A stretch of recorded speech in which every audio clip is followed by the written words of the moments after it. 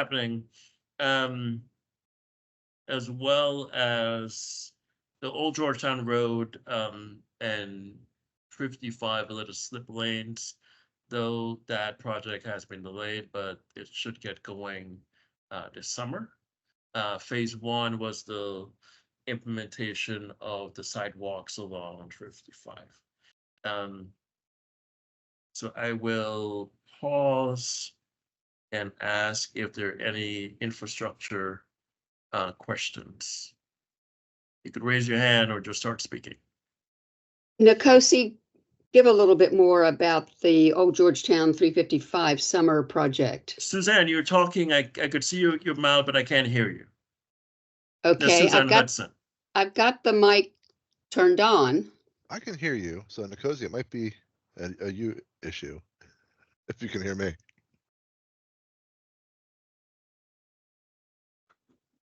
I'm not sure. Suzanne, can you go ahead? Can you hear me now? I can, yes. Okay. Would you just clarify a little bit more and update on what the Old Georgetown 355 is that you mentioned that would start over the summer? Yes, so that's the little slip lanes as you approach all four quadrants of the intersection. Of the interchange. Of the intersection, yes. You do have those little right turn lanes. Yeah. Those will be removed sometime this summer or maybe early fall by DOT as well as SHA. Thank you. Mm-hmm. All right, I don't see any other hands or questions. So in terms of development projects, I'll just pivot to that. Nothing new from the planned area itself. We will hear from the Rose Village team, the Wilco team, later on this evening. But we do have some other things that are happening in the vicinity of the planned area. We do have a new preliminary plan, site plan in for Loman's Plaza. That's in White Flint 2. That's right across the tracks, right near the North Quarter townhouse development, if you know where that's at along Randolph Road. So that's a multi-phase development. You're gonna have townhouses, multifamily, maybe some commercial as well. On that former strip, will be a former strip center when it gets redeveloped. So that's in White Flint 2. We do have, it's not yet scheduled for the board, but we anticipate sometime late spring, early summer, submission of mandatory referral for the fire station, which is going to be at Maple Avenue / Chapman Avenue and Randolph Road area. So that's going to work its way through a concept plan. Some back and forth on that with DGS, Department of General Services, as well as another component of the project should have some senior housing that Victory Housing should be doing. So more of that will come forward next couple of months or so regarding both projects. And then finally, we also have, this also happening on the background, but WMATA will be putting out, I'm not sure the timeline, but I know they're in process of putting out a joint development solicitation for the unbuilt portion of the metro station property. So that's going to happen, sometime in the coming this year, and then we'll see what results may come from that regarding potential partners or that it may decide how they want to develop the rest of the property in terms of what's unbuilt today. Nkosi, can you back up for a minute? When is the fire station supposed to be initiated? Construction is based on the CIP. Construction is tentative for next year, 25. Yeah. Yeah. Okay, thank you.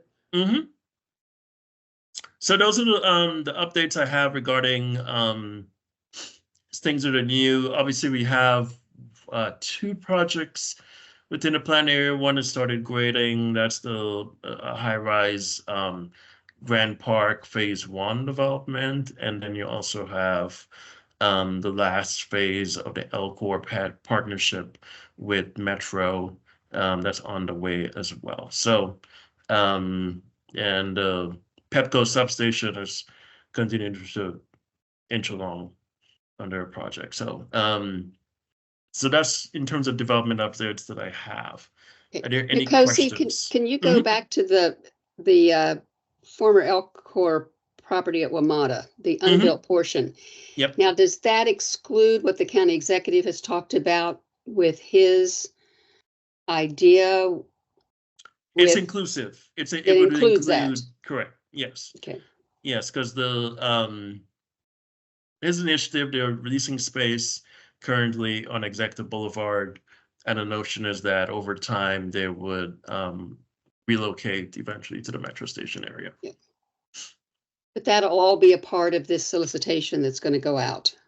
I think so. I don't know what WMATA is going to frame it.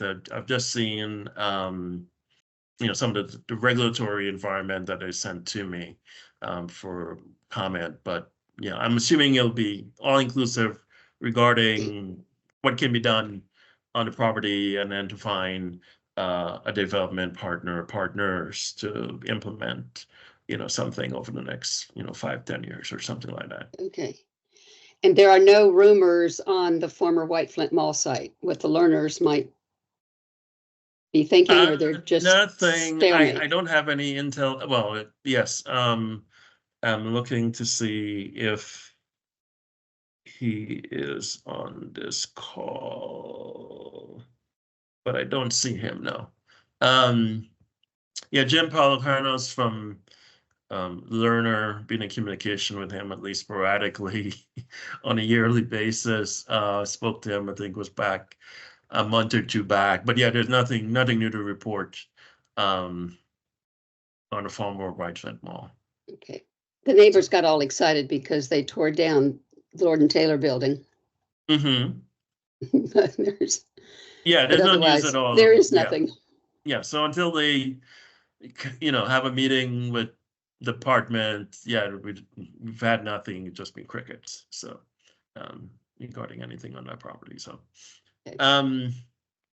Any other development or infrastructure questions from anyone on this call? Oh, let me bring up two.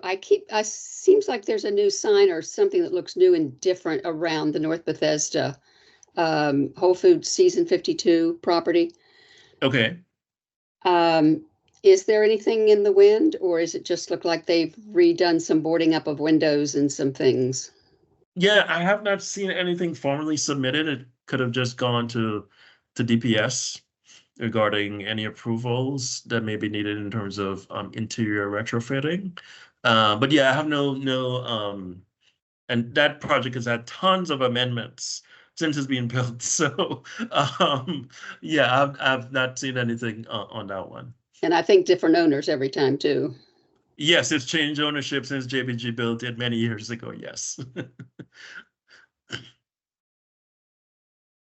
Any other questions, comments? None. Okay, we're gonna keep the show going.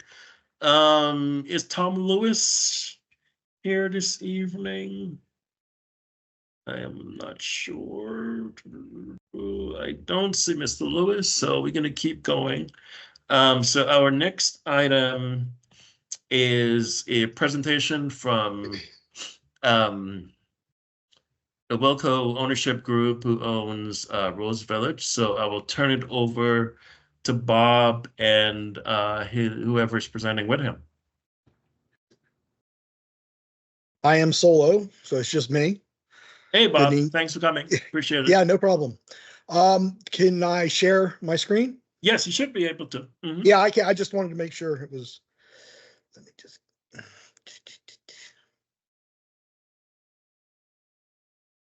Can you see the plan there? Yes. Yep. Okay, great. Like I said, my name is Bob Mazuka. I head up the development and construction for Wilco. We're a developer based out of Potomac. And this is a property that has been in the Cohen family for, I don't know, 60 years or so. So it's been a while. We actually own the property to the north of right here, just Josiah Henson Parkway. It was recently sold to Tri Point, which I believe, if you've seen, they're building some townhomes there now. So we are to the south of Johansson Highway, and then our Parkway, excuse me, and then west of Town Road and north of Executive. So that kind of frames our property. We are approximately 22 acres that we want to develop. It has an existing parking garage and office building that we plan on will remain. We have a nice long lease with GSA there for the good portion of the building, so that building will stay. There is a building 6011 Executive that's sitting right here around building A that will be demolished. And then eventually those will be 6003 Executive will be demolished here at building F. This plan has changed. We actually have an approved sketch plan back in 2021. It was majority of 5/2 buildings. It was going to max out at about I don't know, right around 2,000 units. But due to, as everyone knows, interest rates, market rates, construction costs, we've had to adjust the plan. And this is the adjusted plan. We're looking to submit this amended sketch plan, I think in July, get that done. Basically, we're changing to garden style apartments on buildings A and B here. It's basically a slab on grade with 5 stories of stick on top. And then the parking for both these buildings will be a garage here, about 3 stories, hold about 390 cars, somewhere in that range. This road here, which is, it says road B2, it's a public road that will be connecting over to Stonehenge Place across the street, part of the development there. They just put up a brand new traffic light at this intersection. I don't know, about 2 or 3 months ago. I'm not sure when that goes operational, but that's connected. And we're going to be connecting Josiah all the way down to Executive. We have an existing light here, so we're just going to make that interconnection between the two. Then basically this would be phase 1. So this would be 400 apartments. A good majority of them would be affordable with a mix of market rate units. So that would be phase 1. We're hoping to submit, site plan in the end of the year, and hopefully break ground in 2025. Building A would go first, followed by building B. Building D would actually be our next building, but in order to do that, there's a parking lot and all that's here that's being used by this existing office building and this building. The garage cannot handle the full load of occupancy of those 2 buildings. So we are going to have to first build a expansion garage to the back of this one and connect it. Once we get that built, and we have some storm water here that we have to figure out what to do. Once that's done and the roads are built, then we'll move all these cars that are part of the office buildings, we'll move into the garage. And then that way that'll allow us to actually do building D, which is roughly 223 units. This would be like they call them Texas donut. It's basically a garage in the middle, and it's surrounded by the apartments. This would also be a slab on grade with 5 stories of stick above. And then we were thinking at the same time, we would then build a central park. It'd be roughly an acre, maybe a little more. In this area, it would have probably a pavilion of some sort at one end, a grassy area, and some seating and shade trees on this end is what we're thinking right now. The next building would be building C. This would be, we're planning back to go to a 5/2. So that's 2 levels of concrete above grade with a 5-story stick on top of that. And that one would have about 230 units, as well as similar to building D. And then lastly would be building F. Like I said, we have to demolish this 6003 office building. That might happen around 2026. We're trying to move the tenants out now from this building into the 6001 project, our office building, so that we can tear it down and build building F. That's probably, that's also going to be a 5/2, similar to building C. It would be roughly 250 units.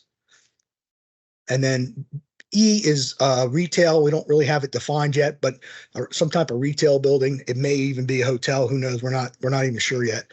This would probably be the last piece we build unless something, happens and comes along and makes sense.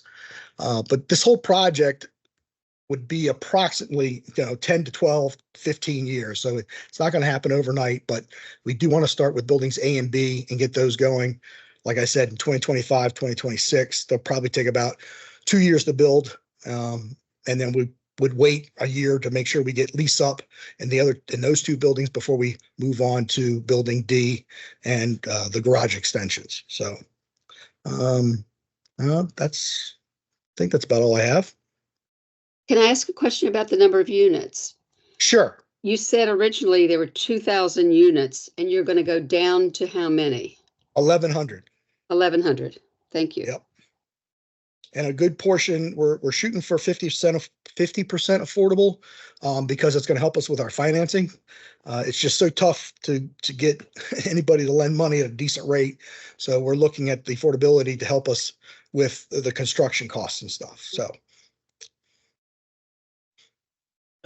Any other questions? Questions for clarifying questions or in-depth questions from attendees? You could raise your hand, or you could just open your mic.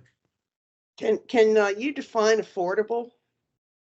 Yeah, it's a range. It's anywhere from 70% all the way down to 50% affordable. So AMI. So it all depends. We have to meet certain goals for our financing funding. So we have to meet certain criteria for each of those levels. I think an MPDU, I believe, is just 70%. Is that right, Nkosi? I believe that's what it is. Yeah, so up to 65 plus 65. or minus. Yeah, yeah. 70%. So we're trying to go below that and have a good mix and range. I think Mr. Cohen, the way he tells us, he's lived and worked in Montgomery County his whole life. The county's been fantastic to him. He wants to kind of repay it and maybe help out, the nurses, the firemen, the police, whoever who need a little help in living in the county instead of having to come from Frederick County, Howard County, or PG County, to be able to live in our county and have that opportunity to work close to home. Great. Abby Milstein, your hand is up. Hi, thank you for the presentation. Just want to hit briefly on your stormwater management comment.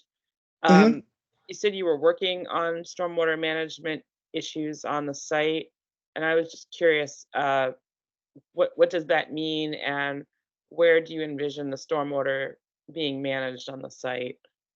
Yeah, so right here where the Central Park is in Building D, they allowed you to store water underground. And so there's a bunch of 6-foot pipes parked under there, and was everything was being fed to that area as a holding tank, and then fed off site. So we're going to have to get rid of that in order to put the structures in here. So the point is, we know 100% everything has to be done on site now. So, green roofs, you name it, we're going to do everything we have to do in order to keep all the site stormwater on site to clean it before it goes off. So you're talking about a qualitative management. Is there going to be a quantitative management as well on site? Yes. I mean, the county requires it. So we'll meet all those requirements. Okay, so there's several levels of requirements. There's county requirements, there's state requirements, and the requirements are changing. They're actually in the process of changing. So when you say you're going to be managing those requirements, if this, and I know there are currently buildings there and there's currently runoff from the site, will all the water be managed on the site according to the newer state standards? Yes, I mean, whatever the code or state or county requires, we'll have to meet those. We won't have a choice. Okay. Yeah. Thank you. Yeah. Any other questions? One more question, Nkosi. What do we envision the ground floor to be? Is that going to be retail, residential, something else? Yeah, so I think what we're thinking is, retail. I mean, we feel like retail is literally across the street, across town road with Pike and Rose right there. So we're not envisioning a lot of retail just because we know how the retail market is here in the area. So the thought is we would potentially put something in the bottom of buildings D, building F, building C, and maybe building A, anything that surrounds the central park, maybe to help with the activity and that. So that there would be some small retail possibilities in those 4 buildings right now is what we're looking at. Building E up top in the corner could be retail, could be a small grocer. It could be, like I said, could be a hotel. We're looking at quite a few options there.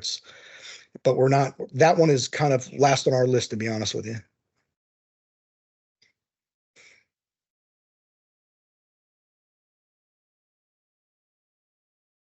Any other questions? Okay, I hear none. So, Bob, what's your timeline regarding submission of your revised sketch plan, etc.? Yeah, so the revised sketch plan, like I said, is we're trying to get it in July, and get it approved hopefully in October. And then we're because of the affordability with the new regs in the county, we're going to the 65-day approval for Maryland National Park, try to get that done. So we want to submit that in that our goal there is end of November, December. And then after that, get that approval at 65 days. Not that we think that's really going to happen, but we're hoping, fingers crossed, maybe have a revision and be done and go full bore in architectural design and civil design and try to submit for building permit first quarter of 25, and then hopefully break ground sometime third quarter of 25 for A and B. Okay. A would be first with the garage, and then B would follow that probably about 6 months later. So, could you talk a little bit about you've lost about 1,000 units plus on this project, right? Mhm. So clearly cost is a driving factor. So could you just take us a little bit behind the scenes of what's happening in the marketplace regarding construction cost and other issues that you're seeing? Sure. So, I mean, look, we studied even what's done in the county, right? From the research we've done in the White Flint area, there is literally 6,000 units shelved in various stages of approval within the county for this area. So it's obviously things have just tightened up. I mean, interest rates at 8% plus whatever the banks want to charge you. So it's very tough to borrow that money and make things work, because the rents, yes, they've gone up a little, but not interest rates from 3-4% to 8-9%. So that's the struggle there with financing. And then construction costs, that it's the truth. Once something goes up, it never comes back down. Although I will say lumber is one of the few items in this construction world that has actually, it went up, skyrocketed, and has come back a little bit. Now it's not back to where it used to be, but it definitely came back a little bit. Concrete, you can't build vertical. I know that catty corner to us, I believe there's a senior housing unit apartment going in, and that's a big tower. Well, they're charging $6,000, $8,000, $9,000 a month in rent. We're not going to get that here. We couldn't get that here. So that's why they can afford concrete and go vertical. It's just the costs just don't make sense. Concrete and the steel are just way too expensive. What are your projected rates here to rent? I'm glad you asked that, because Too bad I don't have my finance guy with me. I mean, they're, once again, I don't know exactly what they are. The finance guy keeps tweaking stuff, but yeah, they're going to be, I don't know, is it $2.5 to $3.5 a foot, something like that, somewhere in that range. I don't know if that helps or not, but that's Yeah, so yeah, just for the committee's purposes, in terms of the numbers, that if you got a 600 square foot unit, yeah, then 600 right. times $2 a $3.50 or square foot $3. Yeah, or $3 exactly. gives you a number. So although this will be a project with a lot of affordable housing, the market rate units are still going to be 1,800 or north of that, depending on the size Yes, of the unit. correct. So that's still within. It's a little lower for North Bethesda, but it's still, you still need significant income to really afford, to eventually lease one of these apartment units. So Right. And once again, we're half mile from Metro, right? We've got Pike and Rose. Now this is, I'm not, hopefully no one from Federal's listening, but we consider Pike and Rose Disneyland to us because it's literally across the street and everything you want is there. So why should we build it if they've built it? That kind of scenario. And I will say, I think we were able to keep GSA in 6001 because of that proximity to shopping, food, all that fun stuff that happens over there at Pike and Rose. So that's been a positive for our offices here. And that's why, we signed a 15-year lease with GSA just 2 years ago. So. Another question from Abby. Hi, yeah, Bob. I have a question that came up when the Pike and Rose developments were coming online.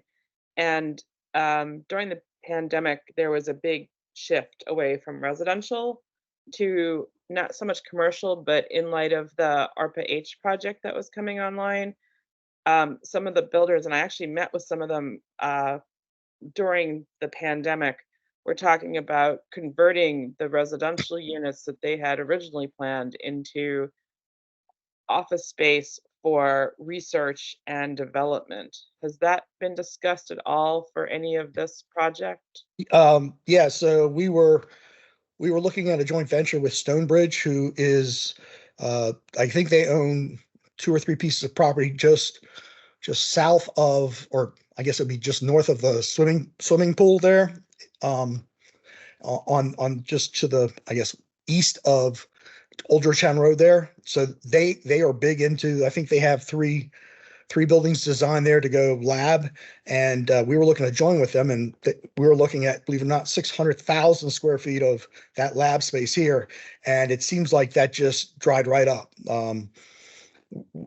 They no longer are talking to us because they got their own problems with the 3 buildings they have designed to there, and I don't know if the cozy knows about that or not, but I don't think they've built anything. They were going to build one building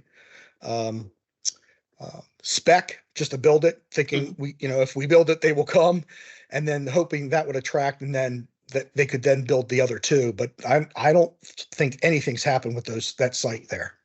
Correct. Bob is talking about, for everyone's benefit, it's done with a property adjacent to the swim center, right across from the convention center. Yes. But yes, it's received site plan approval. This is for years the former Gables property that's Yes. now owned by Stonebridge. And yeah, Bob is right. Nothing since this site plan was approved. Nothing has started on that site, given the changes in the marketplace regarding non-residential development on a speculative basis. Yeah, so it's and everyone knows Shady Grove Road alley there is just that's the kind of the high tech alley for a lot of that type of lab space. So we were hoping, because of Pike and Rose, that these, from what we found out, the lab people love to talk to other lab people, so they like to be around other groups. So it's like, I guess if you get the first one in there, maybe you could then get someone else, but no one's really leaving the Shady Grove area there right now. And they also like to, eat lunch together and all that stuff and talk. So the community is a big deal with the lab people. So I guess we just got to get one in the area and then maybe it'll take off. So just to follow up, so is the ARPA-H project still on the table for the area, and it's just that the development community hasn't engaged it yet, or is it that ARPA-H is moving out to the Rockville area, or thoughts in that direction, and that's why the potential for developers to develop labs and office space for those people is less appealing? Yeah, I mean, I can't speak to that specific building or whatever, but that is kind of what it was so hot for a year and a half, and everybody was all over it. And then like I said, I'm not sure what happened. But from what I understand is they want to be near other lab people. So they're moving towards Rockville and Shady Grove and Gaithersburg there. So. Got it. Thank you. Yeah, absolutely. Abby, I don't think Matt Herman, who coordinates with the Pike District Partnership, is on this call, but he does a lot of work with ARPA-H and that initiative. So I could circle back to him and include you in terms of any follow-up questions you may have. Yeah, that'd be great. I appreciate it so much. Thank you. Sure. All right. Any other questions for Bob since we have him here? Before, if there are none, I don't see any hands up or anyone speaking. So Bob, thank you for your time. And obviously, as you move forward on this, it has changed dramatically. Yes, it has, yeah. To say the least, right? Yep. Because I haven't seen the plan in a few months. Yep. And to go from a vertical world, which we recommended when we did the sector plan in 2018, to something that's a more of a mid-rise character, just Yep. like, oh no. But that's the beauty of what we do, right? So we think Yep. long term, but then things happen in between that changes reality on the ground. So again, thank you for your time. But as you move forward on this project, please come back to this group in terms of sharing information and listening to any concerns from members of the public and the community. Absolutely. Thank you very much for having me. Sure. Thanks again. The last thing on our agenda is an item that Ed Rich asked me about to put on the agenda. So I'm not sure if Ed is on this call. But if he's not, it's really the closure. His issue is the closure of AMP at Pike and Rose. They actually had a lease when they initially started many years ago now, I think 8 years plus, and that lease is not being extended by Federal Realty. So that's all I know what's been publicly available. Nothing new there. But I believe Ed is on the board of AMP or Strathmore, so he probably has more information. But unfortunately, I don't see him here this evening on this virtual call. So with that, I am just going to open the floor for any other issues, comments, concerns from people. Because I would just add to your last comment about AMP is that Federal Realty has another lease company. Somebody's coming in to take over that space. Yeah, probably likely, yes. Because I think they had a generous. They've got somebody all lined up. Yeah, generous lease from the jump, and now the property owner is sort of clawing back the space. Abby Milstein, see your hand. Yeah, I got an email today from Diana Bucci, who is the program manager for Water Quality Engagement Watershed Restoration Division, Department of Environmental Protection today. And I'm just looking for the most recent one. Hold on a sec.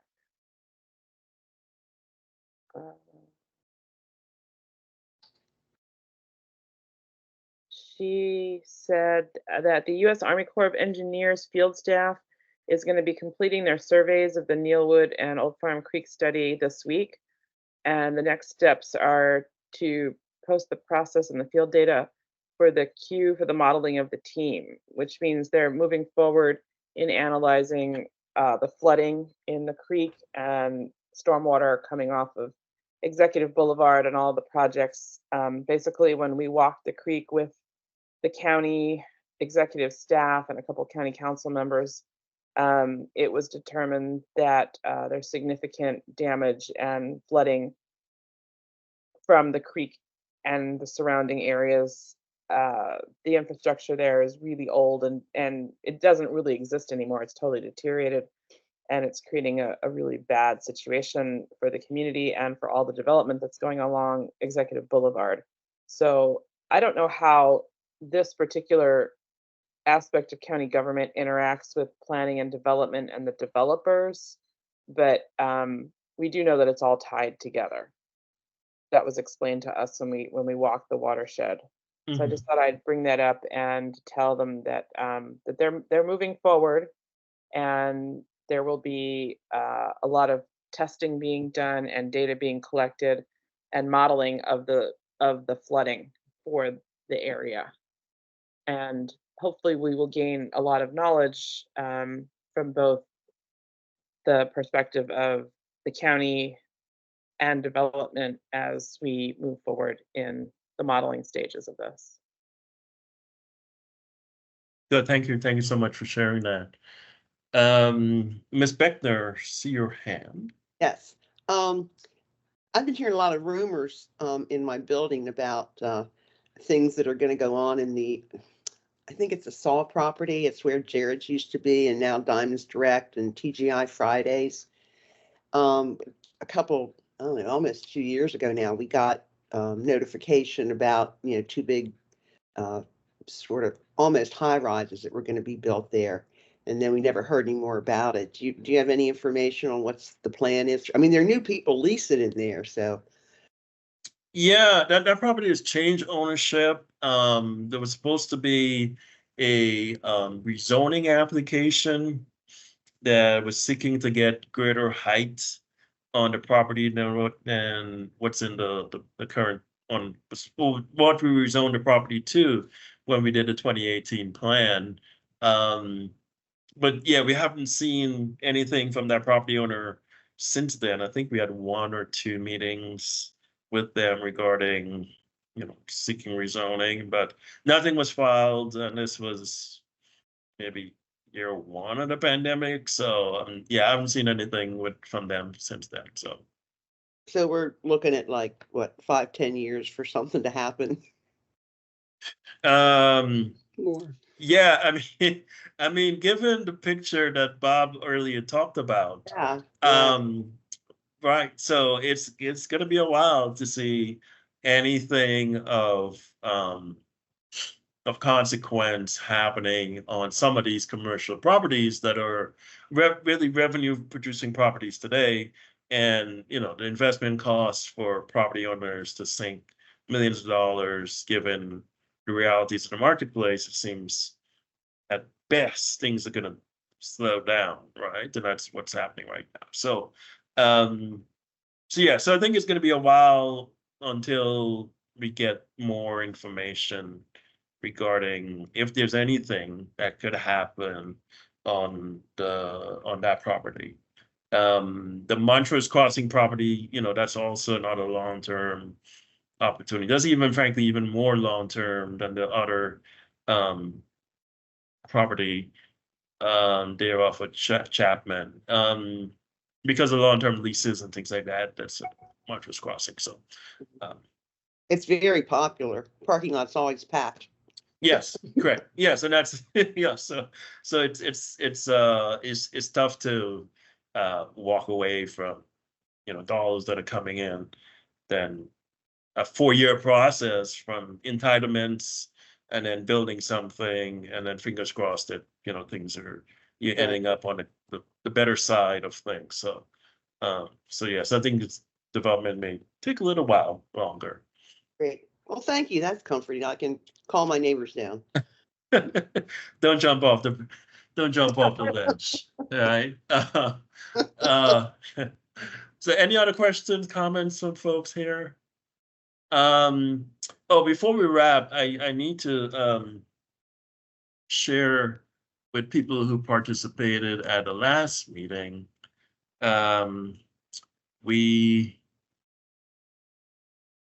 There's a question from Michael Krauthammer, who lives in Wisconsin,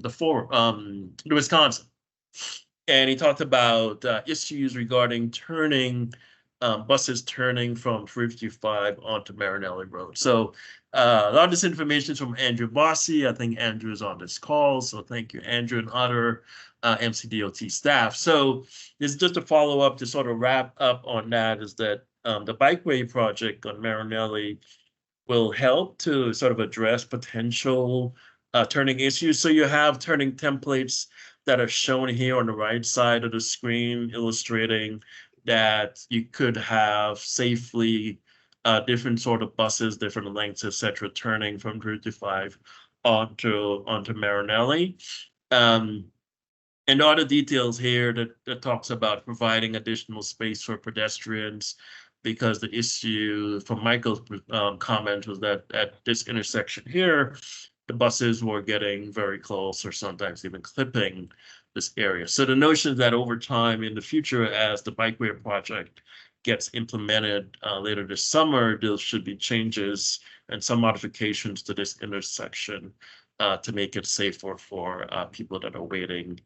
Not only waiting to cross either 55 or Marinelli Road. So I just wanted to close the loop on that, and thanks Michael for bringing this issue to our attention, as well as thanks and publicly thank the MCDOT staff who provided me with this information. So with that. I don't know when we may have another meeting in maybe June, depending on how things come from the MCDOT work on Old Georgetown Road between Town Road and 55. So we may have the project manager come and give you an update on how that project is sort of moving forward, as well as any other formal applications we may receive coming into the department. So with that, I don't see any hands, and I thank everyone for participating. Again, any development matters, you could always reach out to me via email, etc. So thanks again for your participation, and enjoy the rest of your evening. Thanks, Nkosi. Take care. Bye-bye. Thank you. Good night. Thank you. Take care.